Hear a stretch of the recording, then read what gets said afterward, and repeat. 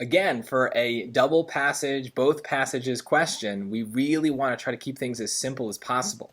This question is a little bit more specific than the last one, but it's still going to be better to do with dumb summaries. Let's just try to keep it simple, especially because they're kind of getting into this thing we've seen a couple times in this passage, this idea of like hypotheticals. If this is accurate, what can be inferred about the glass and carbon spherules mentioned in the last paragraph of passage 1?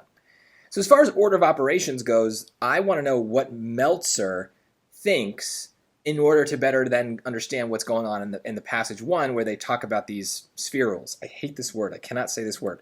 So let's take a look at Meltzer. We got to scan a little bit here. Meltzer here.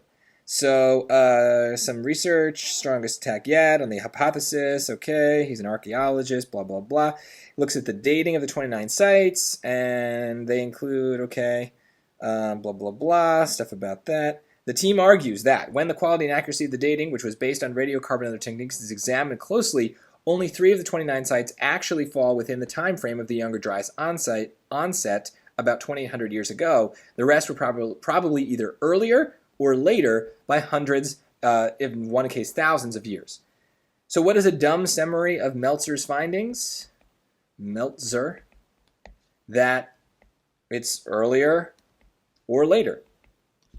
Okay, so now we go to the first paragraph or the first passage and we look at the spherules thing and we kind of say, okay, well, what might they be saying about the spherules? Well, I don't even really need to go here, but I'm gonna.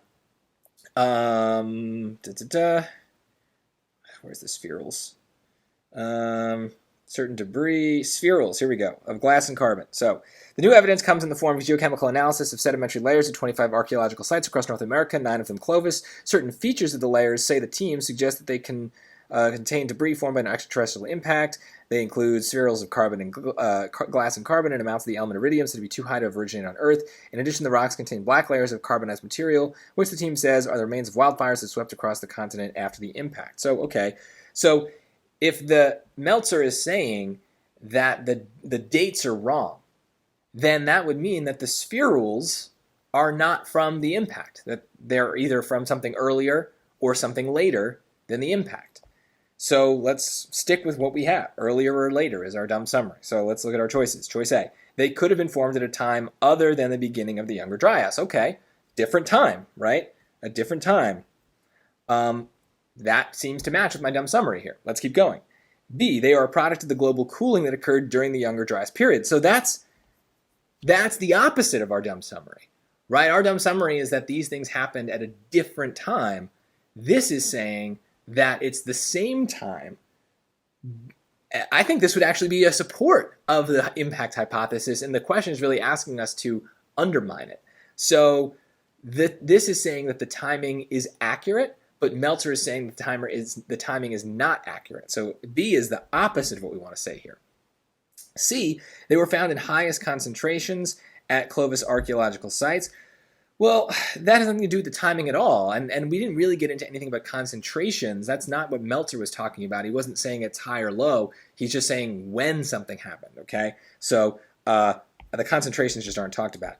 And D, they may have played some role in the tool technology. No, they're not making tools out of the spherules. Again, I don't even know what a spherule is. I don't even know if I'm saying it right. I hate the word. It feels weird in my mouth. Get rid of it. Last question. We're finally done with this passage. And there you go. A is the answer here.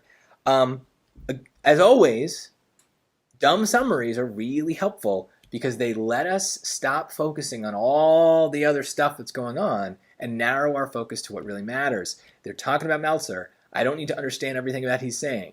The only thing I did understand is that the timing is wrong. It happened earlier or later than people thought.